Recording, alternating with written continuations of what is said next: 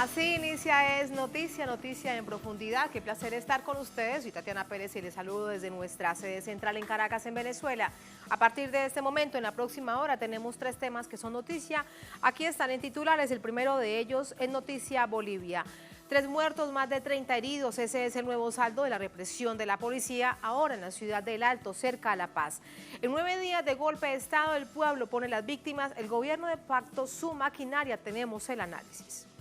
Segundo tema que es en Noticia Colombia, con allanamientos, estigmatización, militarización de vías y ciudades. El gobierno del presidente Duque procura detener el paro nacional el próximo jueves. Nos preguntamos qué significa para el Ejecutivo esta jornada de movilización, la llamada del 21N, y cómo asumen los convocantes este nivel de intimidación no visto, no recordado en tiempos cercanos. Vamos a revisarlo aquí en Noticia. Tercer tema que es noticia, Paraguay, revuelo político interno por la orden de captura emitida desde Brasil contra el expresidente de este país, Horacio Cartes. ¿De qué se le acusa? ¿Qué significa su situación judicial para el partido de gobierno, para los colorados? Vamos a profundizar en ello en Noticia que así comienza. Bienvenidos, bienvenidas.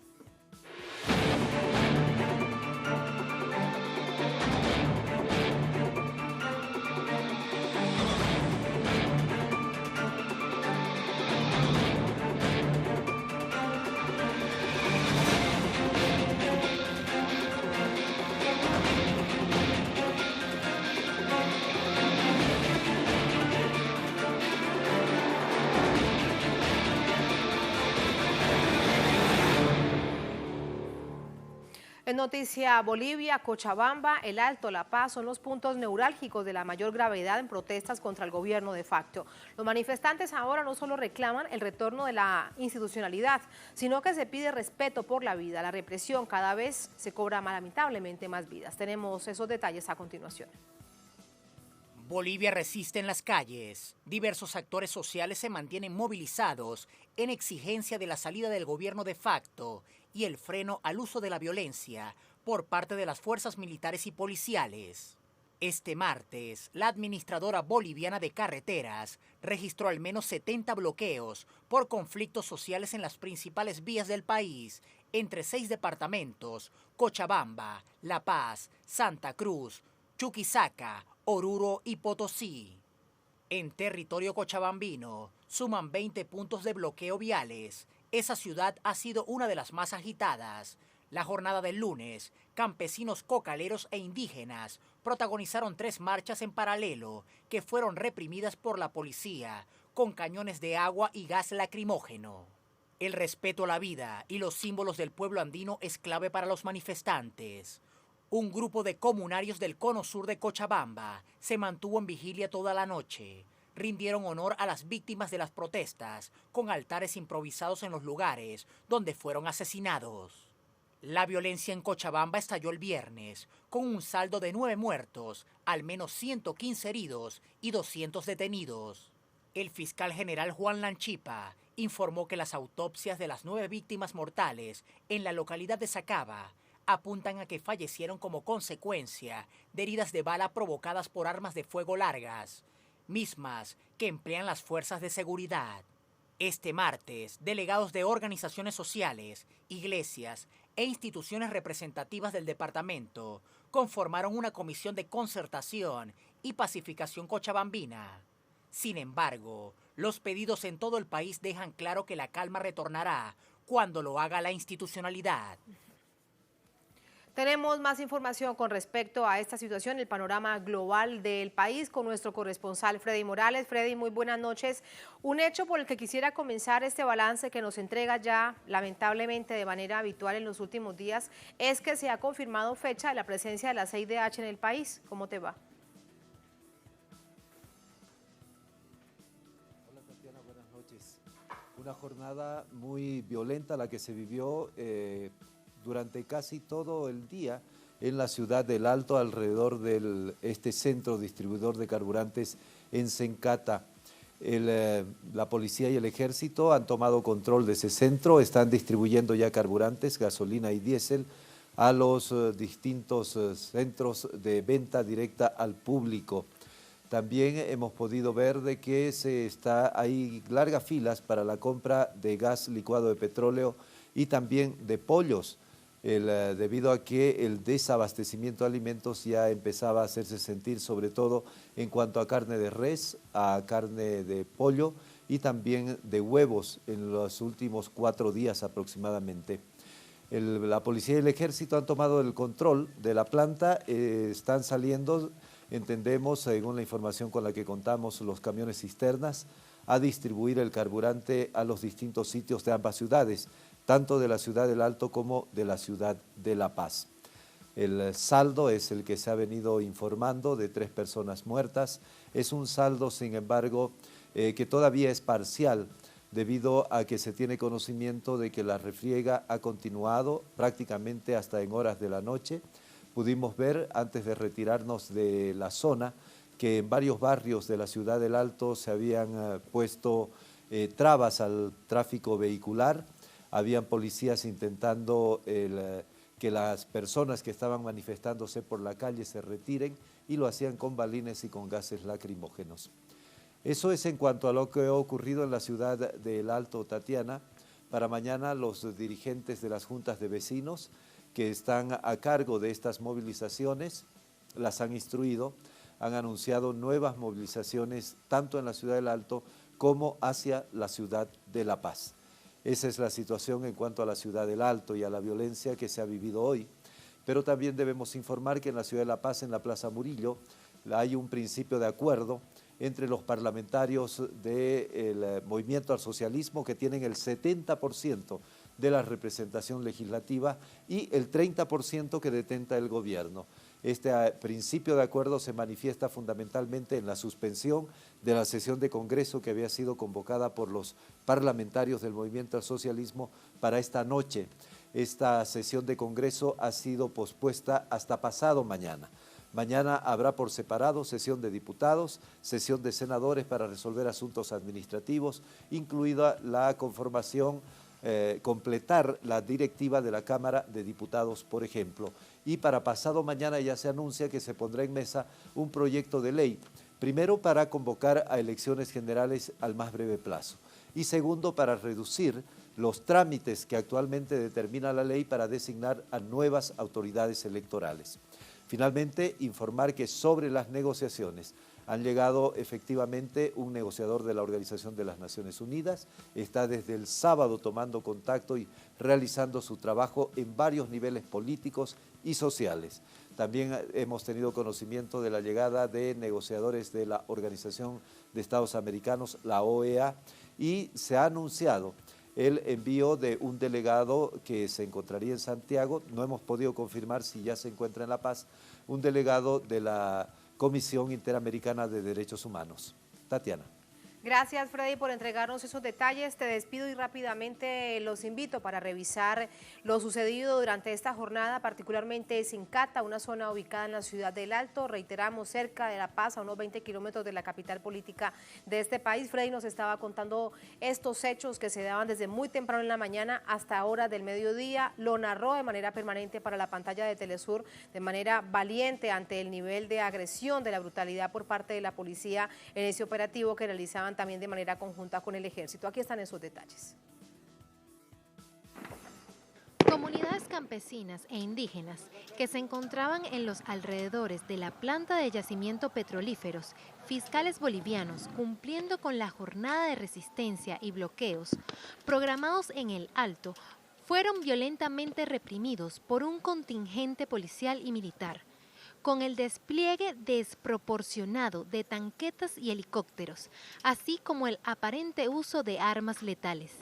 Y el día de hoy han venido a reprimirnos y han empezado a disparar directamente. Ni siquiera, y es aquí, a mí casi me llega un balín. Pero uno de los compañeros que estábamos luchando para que no entre, le han herido de la cabeza.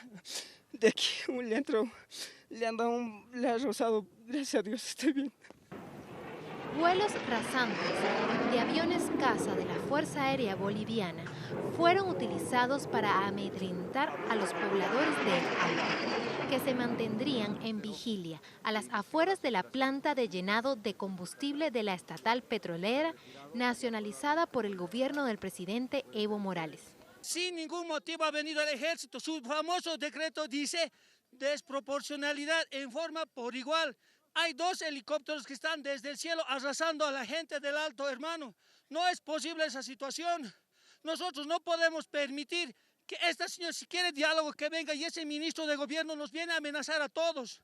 No vamos a permitir eso, hermano, en la ciudad del Alto. Contrario a la versión del gobierno de facto, la población alteña registró varios muertos y heridos que llegaron a centros hospitalarios de esa localidad.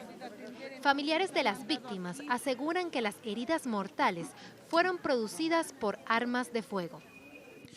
Bueno, estamos sospechando que puedan tratarse, ¿no?, por heridas por arma de fuego, ¿no?, de balines también, pero eso está en pericia. Son heridas que muestran, bueno, son heridas penetrantes que tienen un orificio circular, pero eso hay que determinar si han sido balines, balas o perdigones. La Defensoría del Pueblo se refirió a las cifras de fallecidos, versión que concuerda con la de los pobladores del Alto. De acuerdo a información preliminar, las 3 personas que habrían fallecido serían productos de impacto de arma de fuego. Es importante aquí que el Instituto de Investigaciones Forenses pueda aclarar este hecho.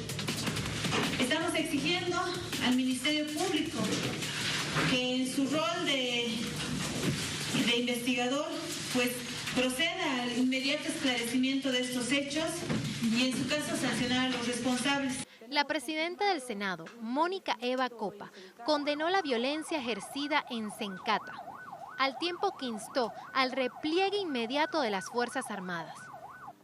Pedimos que las fuerzas militares puedan replegarse a sus cuarteles. No queremos más violencia, no queremos más sangre. Pese a la represión y violencia contra las manifestaciones y vigilias que rechazan el golpe de Estado en Bolivia, diversas comunidades campesinas e indígenas, así como movimientos sociales y sindicales, afirmaron que seguirán en pie de lucha hasta recuperar el orden constitucional del país. Ahí está, este es el panorama en 2 localidades en donde se ha centrado tal nivel de represión y de brutalidad policial. Vamos a conversar de esto con Luis Bolívar, el documentalista. Está con nosotros desde Cochabamba. Luis, ¿cómo estás? Buenas noches. Tatiana, buenas noches. Efectivamente, estamos hace unos días ya, desde el día sábado, en la zona Puente Guayani, Sacaba, Cochabamba, que es donde ha sucedido la masacre. Lamentamos la muerte de 9 cocaleros, quienes mencionan muchos datos y en realidad preguntan, ¿no? Ellos lo que quieren son respuestas. En determinado momento el ministro de gobierno de este autoproclamado gobierno dice que las muertes fueron provocadas entre ellos, ¿no?, que ellos mismos dispararon. Hoy día hemos podido corroborar, hemos podido caminar por toda la zona y hemos podido encontrar en nada más que 100 metros de recorrido más de 40 impactos de bala en paredes, en puertas metálicas, en puertas de madera, en árboles y en techos. El dato más preocupante en la zona es que muchos de los impactos tienen trayectoria descendente, es decir, que habrían sido disparos provocados, disparos que fueron hechos desde el helicóptero que sobrevoló la zona. Muchos de los vecinos nos han permitido entrar a sus casas para mostrarnos estos impactos. Entonces no hay una línea de vista hacia el puente, que es donde estaban los militares, apostados los militares, lo que significa que realmente los impactos de bala vinieron desde el helicóptero. Nos han mostrado en toda la zona, se ha hecho un levantamiento, se han señalado los lugares donde han caído los compañeros cocaleros, y tenemos entendido que hoy día fue un representante de Bachelet de Derechos Humanos a hacer un levantamiento de la zona, y fue lo que le mostraron, ¿no? Lo mismo que nosotros mandamos como imagen, testimonios. Esa es la situación que nos has estado relatando, que le hemos contado a nuestra audiencia.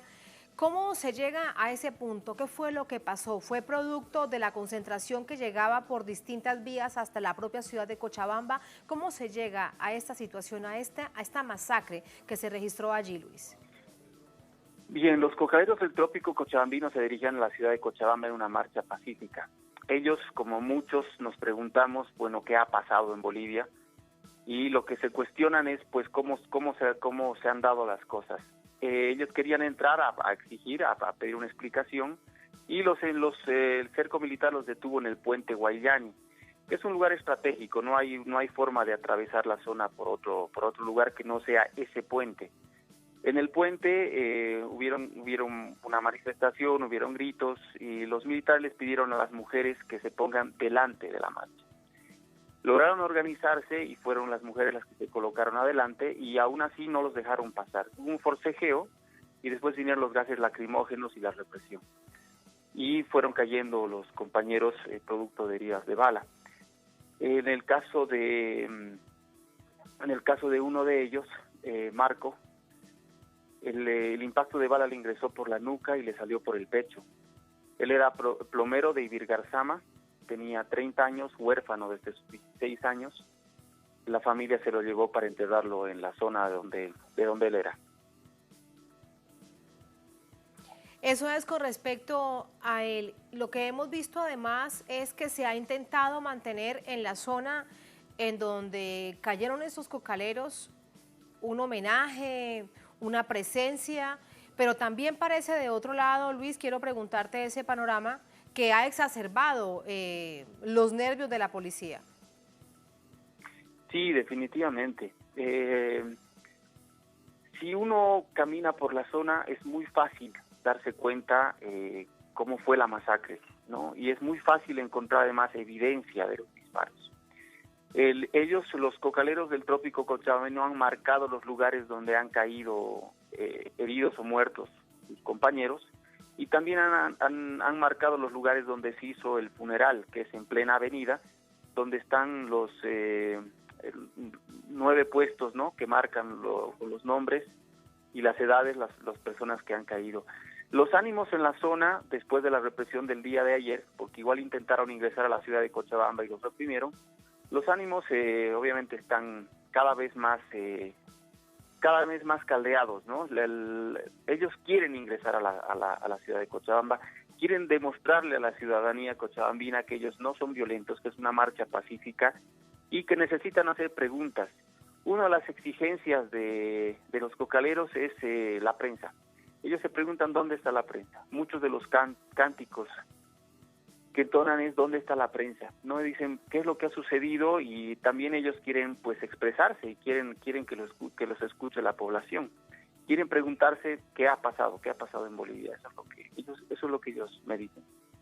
Esto quiere decir entonces que en ese intento de ingresar, cualquier otra situación así de lamentable puede volverse a registrar, Luis. Porque sí, como lo hemos visto tanto en Cochabamba como en La Paz, dicen vamos a marchar de manera permanente hasta que el presidente Evo regrese, hasta que se retome el hilo constitucional del país. Estos días hemos visto que ninguna de las dos situaciones se ha registrado, evidentemente está allí, y lo que ha aumentado es el nivel de represión. Sí, porque estamos hablando del ejército, ¿no? Si bien el día de ayer fue la policía la que estuvo al frente de la represión, pero detrás de la policía está el ejército. Y es intimidante porque los mismos cocaleros marcaban esa preocupación. Dicen, no tenemos armas, no estamos armados. Y sabemos, porque el servicio militar es obligatorio en Bolivia, sabemos lo que puede hacer el ejército. Entonces ellos temen mucho una reacción violenta, ¿no? Y van a seguir intentando ingresar a la ciudad de Cochabamba. Entonces esto en cualquier momento puede volverse nuevamente una masacre, ¿no? Luis, ¿cuánto tiempo quedarían por recorrer? ¿En kilómetros, por ejemplo, o en tiempo? Desde donde están hasta la propia ciudad de Cochabamba. Desde el puente Guayani son 5 kilómetros hasta la periferia de la ciudad, ¿no? Y estaríamos hablando de unos 8 kilómetros hasta la plaza principal de Cochabamba. Es muy, muy cerca. Ahora, están muy cerca, están realmente muy cerca. Sí. Y con esta situación, con este nivel de represión, ¿algunos se han ido o se ha aumentado la presencia, como hemos visto también en La Paz o en el Alto? No, cada vez van llegando más cocaleros del trópico cochabambino. Como fueron a enterrar a los fallecidos en la zona del Chapare, Entonces eso ha provocado también la reacción, ¿no?, de los cocaleros que van llegando y se van sumando. Pero no únicamente cocaleros del Chapare, también se han sumado comunarios campesinos de la zona, de todo Sacaba y el Valle Alto de Cochabamba. La solidaridad es algo que marca también esa presencia, ¿no? Ellos cada vez se ven llegar camionetas con alimentos, se ven llegar botellones de agua. Es decir, hay una respuesta, ¿no? Hay solidaridad en la zona, lo que marca que el grupo puede llegar a crecer mucho más estos días. Y me queda algo por preguntarte, se ha denunciado también de manera permanente, no solamente en este lugar, en todo el país, el nivel de persecución en contra de los líderes sociales, en este caso particular sería de los líderes cocaleros. De hecho, algunos de ellos se denunciaba a través del Twitter, luego esta información por fortuna fue desmentida, que habían sido secuestrados. Así que sobre esto quiero preguntarte, el nivel de persecución, si hay detenciones, si hay personas de las que no se encuentra su paradero. Sí, es otra de las preguntas que ellos se hacen, ¿no? Dice, ¿dónde están los líderes? ¿No? Dice, están escondidos, ¿qué es lo que sucede con ellos? Evidentemente, sí hay un nivel de persecución y es muy difícil poder encontrar a los dirigentes en la zona, lo que ha provocado que ellos también se empiecen a autoorganizar, se empiecen a reestructurar para poder tener líderes que vayan guiando la marcha y que no se cometan excesos, porque obviamente, dada la situación, los ánimos traicionan, ¿no? Pero sí, es una pregunta que todo el mundo se hace. ¿Dónde están los dirigentes? Es una pregunta sin respuesta por ahora, sobre todo los dirigentes más visibles. Luis, en conclusión, allí están y dicen que se mantendrán entonces en esta lucha. Sí, en la zona se van a mantener, están fuertes, están fortalecidos. El día de ayer fue una larga caminata de ida y después de la revelación fue una marcha, una larga caminata de retorno. Entonces hoy día están descansando, pero van a analizar, están tratando de reestructurarse, como lo dije, para ver qué es lo que va a suceder mañana. Gracias, Luis, gracias por ayudarnos a entender lo que sucede en esta región del país. Buenas noches. Buenas noches, Tatiana. Buenas noches, gracias. Así nos vamos a la primera pausa en esta emisión de Noticia. Al volver, en Noticia Colombia. Allí precisamente las imágenes de lo que veremos cuando regresemos con información y análisis, con allanamientos, estigmatización, militarización de vías y ciudades. El gobierno del presidente Iván Duque procura detener el paro nacional del próximo jueves, el llamado 21N. ¿Qué significa para el Ejecutivo esta jornada? ¿Por qué tal nivel de temor? ¿Y cómo asumen los convocantes justamente esa intimidación? Vamos a responder esas preguntas. Al volver estamos en el Noticia.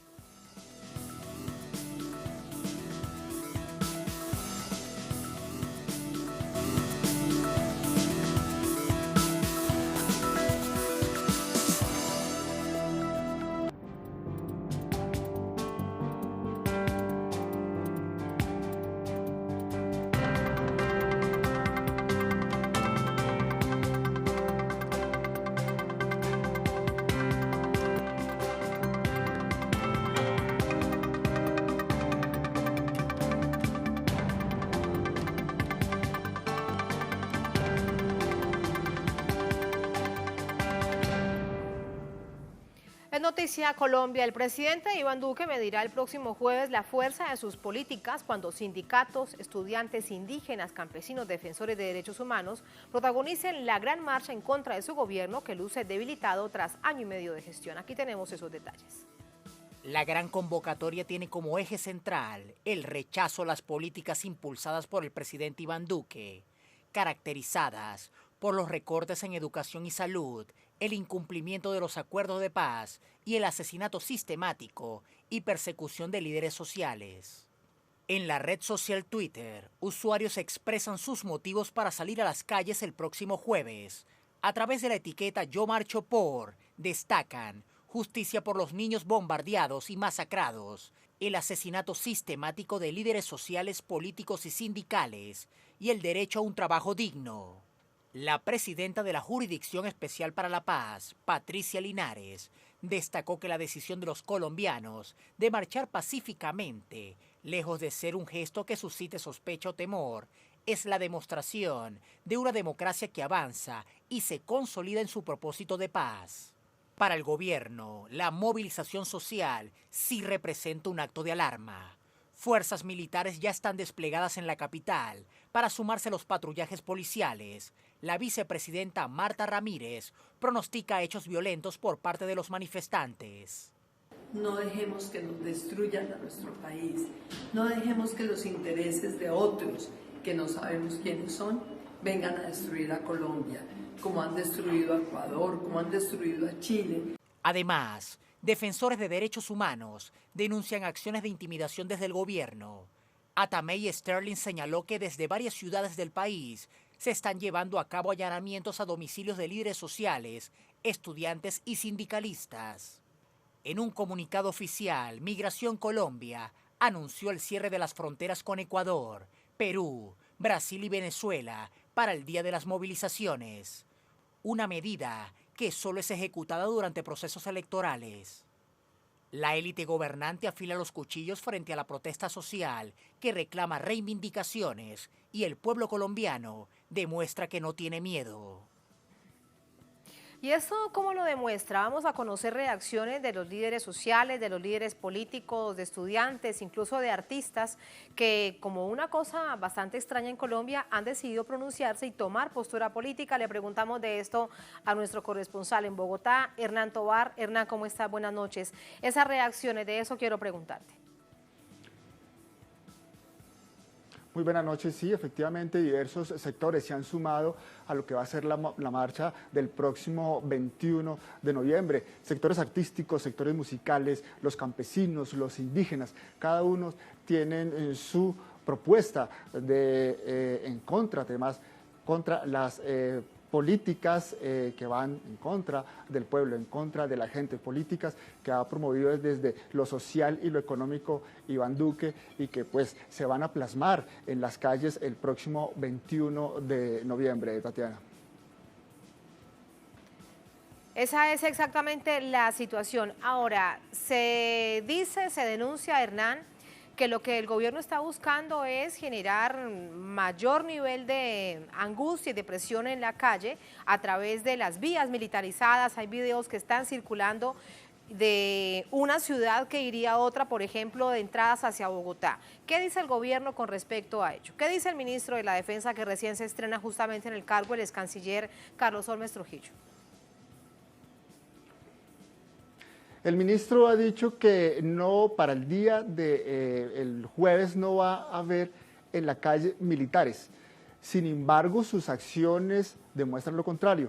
2 o 3 días atrás, algunas fotografías y algunas denuncias de las organizaciones sociales dan cuenta de que en las calles hay militares. Inclusive, algunos congresistas del partido político FARC, Fuerza Alternativa Revolucionaria del Común, a través de el internet enviaron imágenes donde hay camiones desplazándose en la vía Bogotá-Melgar, Melgar más o menos a 1 o 2 horas de la capital, donde hay militares acuartelados, donde hay militares en los camiones casi que preparados para la guerra, para desplazarse. Inclusive desde los sectores sociales se dice que el ministro y lo que se pretende o lo que se está buscando es casi que como si se estuviera preparando el país para una guerra. Inclusive hay un decreto que se está preparando desde el Ejecutivo en relación a que se puede los gobernadores y alcaldes tomar la decisión del toque de queda cuando ellos crean necesario para el día 21 de noviembre. Organizaciones sociales repudian esto, aducen que se está implementando la táctica del miedo para que no salga la gente a las calles, ¿no? a enfrentarse a estas reformas que ha implementado, que quiere implementar el gobierno de Iván Duque y que afectan de manera muy agresiva al pueblo colombiano. Aquí hay algo además que quiero preguntarte también para conocer la visión interna de Colombia y por supuesto que la comprenda toda nuestra audiencia en América Latina y el mundo. ¿Se tiene memoria en Colombia de cuándo había tal nivel de intimidación y estigmatización por una movilización? En Colombia es normal que se realicen marchas, es parte del proceso de la democracia. De hecho, este año hemos visto cantidades de marchas de los estudiantes. ¿Qué marca la diferencia ahora, Hernán? ¿Qué dice la gente? ¿Qué dicen los líderes sociales, los convocantes?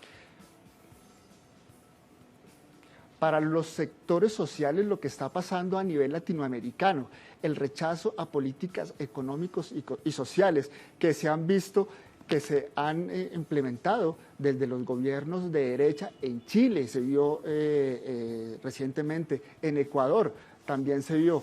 Esto ha, digamos, sumado para que en Colombia la población tenga este ánimo de salir a las calles a expresarse y, digamos, ellos aducen que desde el gobierno se tiene este temor a esa posibilidad reaccionaria desde la sociedad y desde las organizaciones sociales y los movimientos sociales que ven en estos movimientos internacionales también la posibilidad de enfrentarse, de exigirle al gobierno un diálogo directo. Gracias, Hernán, gracias por esta información. Vamos a ir con el análisis. Para ello nos acompaña Erika Prieto, defensora de derechos humanos, vocera del Congreso de los Pueblos, con nosotros también desde Bogotá. Erika, ¿cómo estás? Buenas noches. Buenas noches, ¿cómo estás? Gracias. Erika, lo primero que quiero preguntarles, la reacción que tienen ustedes como organización social con respecto a los allanamientos registrados hoy por la policía en Bogotá, en Cali y en Medellín. ¿Quién envió a realizar esos allanamientos? ¿Qué es lo que estaban buscando? Bueno, nosotros consideramos que esos allanamientos son unos ataques contra el movimiento social, que son unos ataques para tratar de desarticular y desincentivar la organización que se viene realizando alrededor de la marcha del 21 de noviembre. Ajá, exacto. Eso es en general, pero ¿qué es lo que estaban buscando? Porque se habla, por ejemplo, a través de algunas denuncias que qué es lo que querían. Entonces, allí, ¿qué es lo que estaban buscando? ¿Qué pretendían encontrar? Si te lo pregunto de otra manera. Bueno, pues, ¿qué pretendían encontrar? No tenemos claro. Nosotros sabemos que el gobierno colombiano actúa de forma irregular, que venimos siendo víctimas desde ya hace varios años de falsos positivos judiciales y en esa medida esos procesos de allanamiento pues no es tanto lo que buscan encontrar, sino lo que buscan implantar. En este espacio no tenemos claridad, sabemos que fue un ataque dirigido contra promotores del paro del 21 de noviembre, que son personas que han realizado memes, asuntos gráficos, culturales y artísticos, y pues es como más o menos el perfil de las personas que fueron allanadas el día de hoy. Claro, pero eso no es un pecado, esto que nos estás contando, de tomar decisiones de carácter cultural, acciones de carácter cultural previo a una movilización, no hay ningún pecado con respecto a ello. ¿Se genera a partir de allí algún proceso de judicialización o era la intimidación, el allanamiento en sí mismo? Pareciese ser más un ejercicio de intimidación porque se realiza de manera masiva. En una actividad desproporcionada por parte de la fuerza pública, realizan 27 allanamientos en la ciudad de Bogotá, 7 en la ciudad de Cali y 4 en la ciudad de Medellín. Pues, y esto deja como capturados a 2 jóvenes y a una joven. A la joven queda capturada por haber exigido su derecho a grabar el procedimiento policial.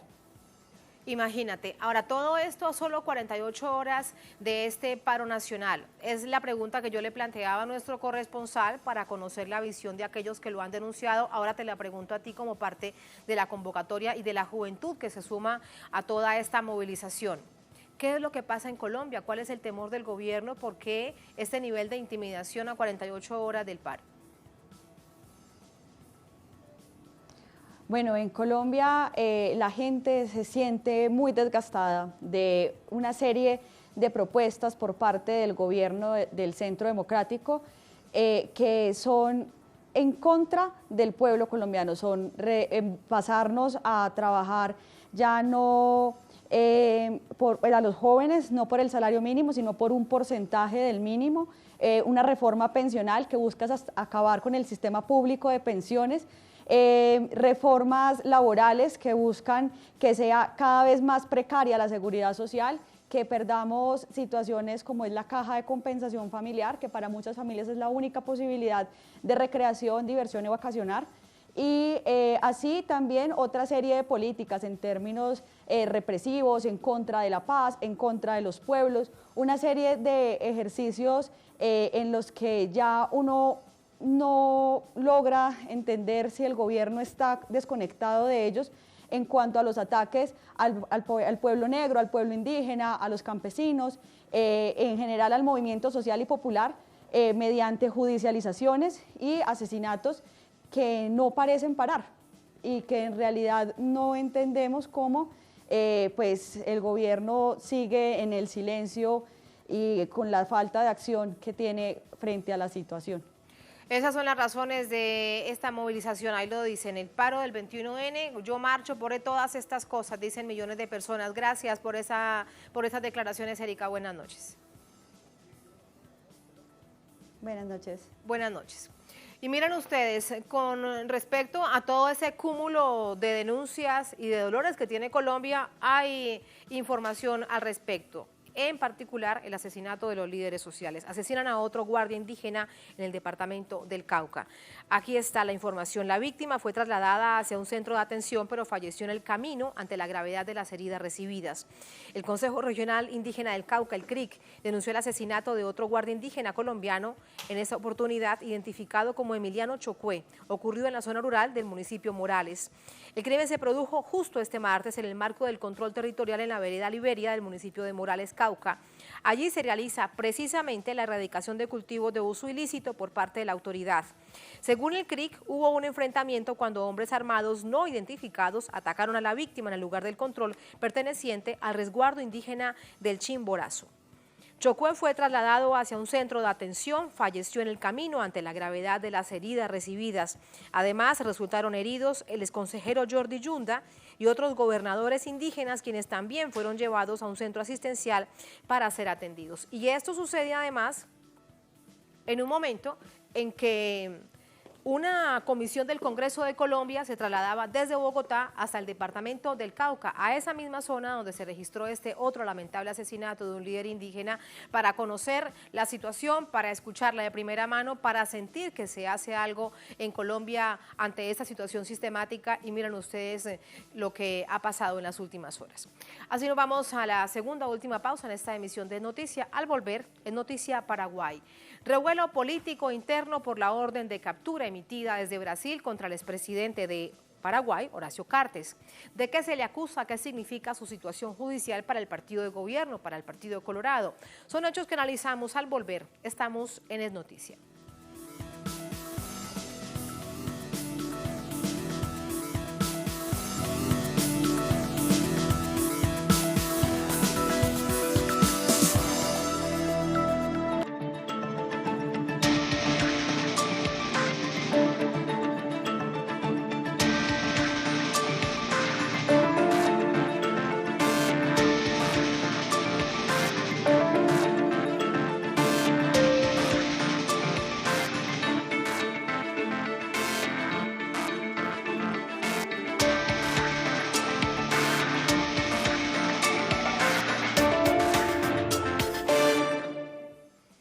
Noticia Paraguay. Este martes, un fiscal de Brasil emite orden de captura internacional con círcula roja de la Interpol con fines de extradición contra el expresidente de Paraguay, Horacio Cartes, sospechoso de haber ayudado a Darío Meses a escapar precisamente de Paraguay. Vamos a revisar los detalles, en qué consiste esta orden de captura, qué es lo que hay detrás. En el marco de una investigación vinculada al caso Lavallato, el expresidente Horacio Cartes tiene en su contra una orden de alerta roja del Interpol por presuntamente ayudar en la fuga del empresario brasileño Darío Meses. Cartes estuvo a cargo de Paraguay desde agosto de 2013 hasta agosto del año pasado. Según las investigaciones, Cartes estaría relacionado con Meses desde hace muchos años. Meses ya está en la cárcel, está acusado en Brasil de ser el líder de una red de lavado de dinero transnacional. Según la Fiscalía, habría movido millones de dólares de forma sospechosa de políticos y empresarios. Los cargos que se le imputan son corrupción, evasión de impuestos y de divisas. Según medios locales, la decisión tomada por el juez federal Marcelo Bretas se enmarca en la Operación Patrón contra los cambistas involucrados en el esquema de corrupción y sobornos del exgobernador de Río de Janeiro, Sergio Cabral, detenido desde el 2017 y condenado a más de 200 años de prisión. En julio, la Policía Federal arrestó a Darío Meses prófugo desde 2018 y considerado pieza clave en el movimiento de bienes ilegales desviados por el grupo de Cabral. Según investigaciones, los cómplices de Messer ocultaron cerca de $20 millones, 17 millones de dólares en un banco de Bahamas y el resto habría sido distribuido entre políticos, casas de cambios y una abogada. Así vamos a entrar con el análisis. Para ello nos acompaña José Carlos Rodríguez, él es sociólogo, nos acompaña desde Asunción. José Carlos, ¿cómo está? Buenas noches. Buenas noches, ¿cómo le va? Muchas gracias. José Carlos, ha generado todo un revuelo esta situación, particularmente para el partido del expresidente Horacio Cartes. Y por allí quiero comenzar. ¿Qué significa esto para el Colorado, que además es el partido de gobierno, el partido en funciones? Bueno, evidentemente que es un desprestigio fuerte para la persona, pero también para su equipo político o su grupo político, que es muy fuerte en Paraguay, porque Horacio Cartes dejó la presidencia, pero tiene una parte muy importante del Parlamento que todavía él dentro del Poder Judicial, dentro del aparato del Estado, y es casi como que un contrapoder para el presidente actual, que es Mario Aldo Benítez, que en parte ganó con apoyo de Cartes. O sea, pues la relación entre los dos es una relación al mismo tiempo de conflicto, porque fueron competidores, pero también de colaboración, ¿verdad? Porque son del mismo partido. Ahora, claro, esto complica mucho la vida también a Mario Aldo Benítez, aunque al mismo tiempo disminuye un poco el poderío de su rival, que es Horacio Cartes, hasta el punto de vista que se especula que esto sea un tema político manejado no solamente acá, sino desde afuera, en concreto desde Brasil, pero también desde los Estados Unidos, para contrabalancear o para balancear el poderío de estos dos jefes. Uno que realmente es jefe del Estado y el otro que lo fue y que quiere volver a hacerlo y que sigue teniendo mucho poder. Sí, José Carlos, el expresidente Horacio Cartes, si vamos además al asunto judicial ya en concreto, actualmente es congresista y esto implica fuero para él. ¿Lo mantendrán? ¿Qué cree usted? Y sobre todo se lo pregunto si tenemos en cuenta que lo que hay detrás es una jugada política. Ellos tienen los votos como para no desaforarlo, digamos. Él tiene un fuero como senador vitalicio, que es cualquier expresidente de la República. Se presentó también como senador cuando le permitieron jurar y asumir su cargo, que es lo que suelen hacer los parlamentarios con el caso de los expresidentes que vuelven a presentarse. Si es que salieron, digamos, terminaron su mandato. El caso de Lugo es diferente porque Lugo no terminó su mandato, entonces pudo presentarse. Ahora, me parece difícil porque él tiene poderío y realmente mucha gente supone José, fraude. Sí. Él está vendiendo a través de intermediarios mafiosos, digamos, su mercancía, que son los cigarrillos. Es lo que mucha gente sospecha. Sí, eso es parte de la situación. Ahora bien, en las razones que se le acusan, ¿qué hay de concreto con respecto a ello? ¿Era pública la relación que tenía con el empresario brasileño? Porque de hecho hay fotografías, hay toda una historia. Pero en concreto, ¿qué hay con respecto a ello, José Carlos? Mira,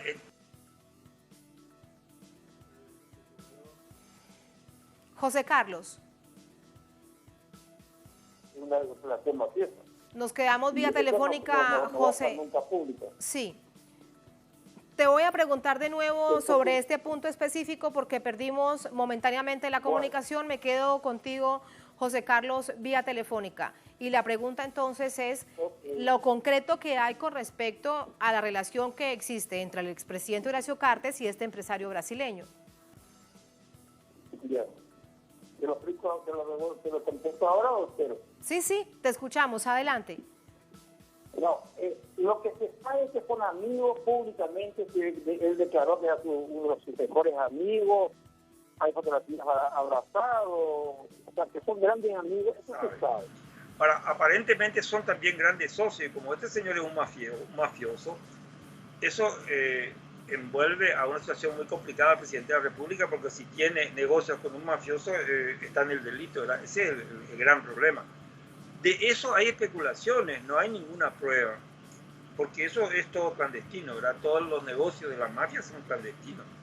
Salvo que un juez o la policía haga una investigación muy específica, eso no puede saberse ni a favor ni en contra, ¿verdad? No se puede ni probar ni contradecir, ¿verdad?